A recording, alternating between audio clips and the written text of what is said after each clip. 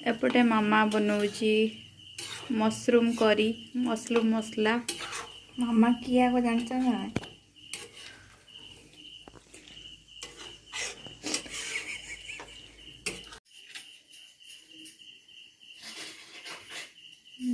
Colour तो बढ़िया है टेस्ट जना पड़ो कि खाइले आ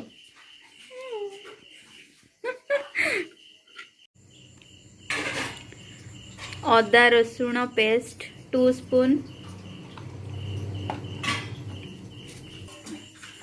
कॉर्नफ्लोर पाउडर 3 to 4 स्पून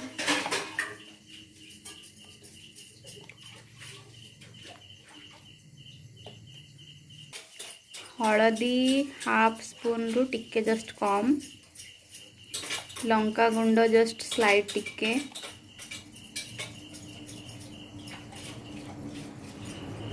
लुण आधा चम्मच कलर जस्ट स्लाइड टिके खाइबा कलर जो ऑरेंज रेड कलर रो न पकेले भी हम हलदी पकईजे देन भल से मिक्स कर देबे।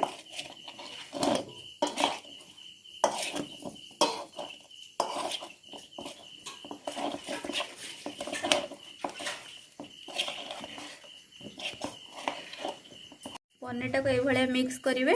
टिके 5 मिनट छाड़ देकी ताको छाणी देबे।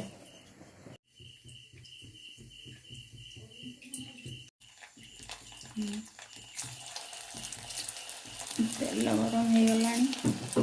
पनीर आम गोटे गोटे की पकेवा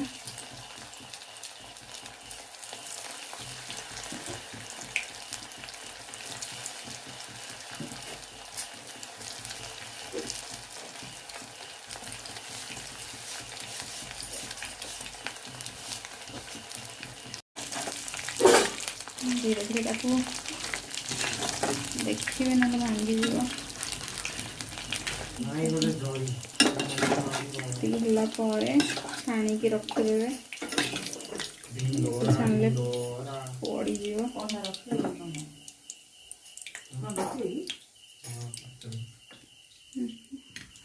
तेलटा छाड़ी जाओ ये भाया पनीर टाको छाणिबे।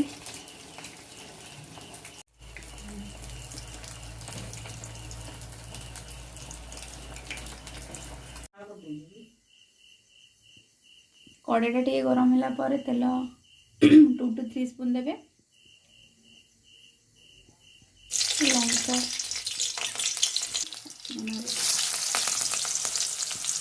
पियाज एतिकी साइज रे काटिबे 1 सेंटीमीटर साइज रे काटिबे पियाज को कैप्सिकम को भी 1 सेंटीमीटर साइज रे काटिबे। पियाज टिके जस्ट भाजी होला पर कैप्सिकम को पकेबे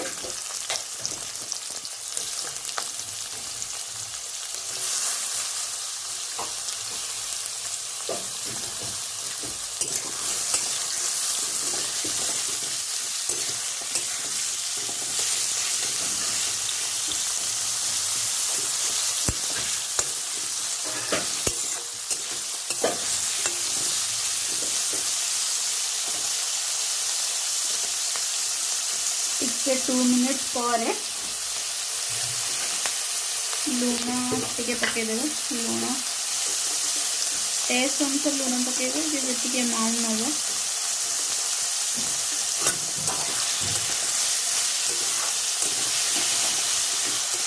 आम पनीर रे भी लुण पकई छाणीचे तो पियाज जी लुण दरकार से अनुसार पकईबे।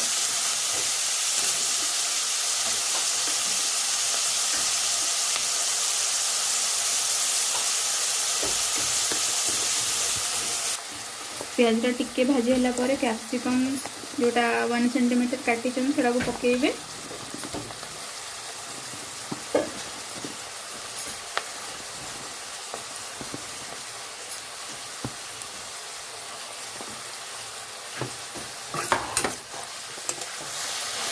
मिक्स करदेवे। भाजला टमाटो को छोट छोट पीस करके रखी पकेबे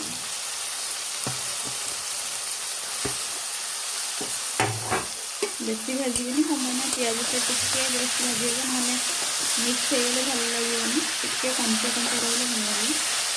कैप्सिकम को भी टे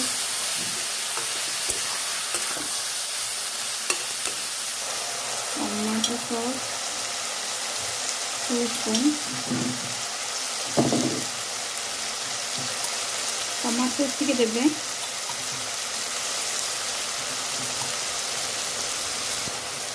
चिल्ली टमाटो सॉस टे भल लगे टमाटो चिल्ली सॉस और सोया सॉस टिके जस्ट देवे कहीं सोया सॉस चिल्ली सॉस देवे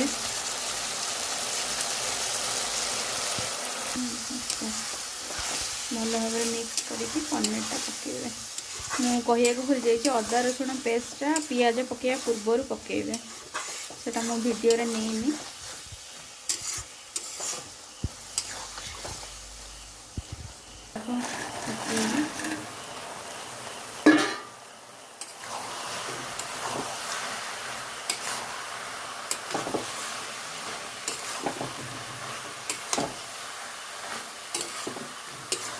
पनीर पकईके भल भाव टिके मिक्स करदे हमारा प्रस्तुत हो गला चिल्ली पनीर मुझे बनाए आपण मैंने डिफरेंट डिफरेंट स्टाइल रे बनाउथिबे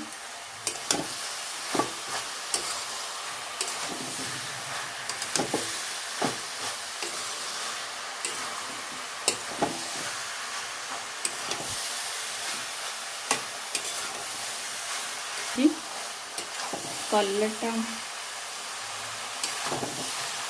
अट्रैक्टिव है टेस्टा खाइला पे जना पड़ो प्रस्तुत हो गला आमर चिल्ली पनीर धनिया पत्र देकी आपण मैंने सर्व करेंगे चिल्ली पनीर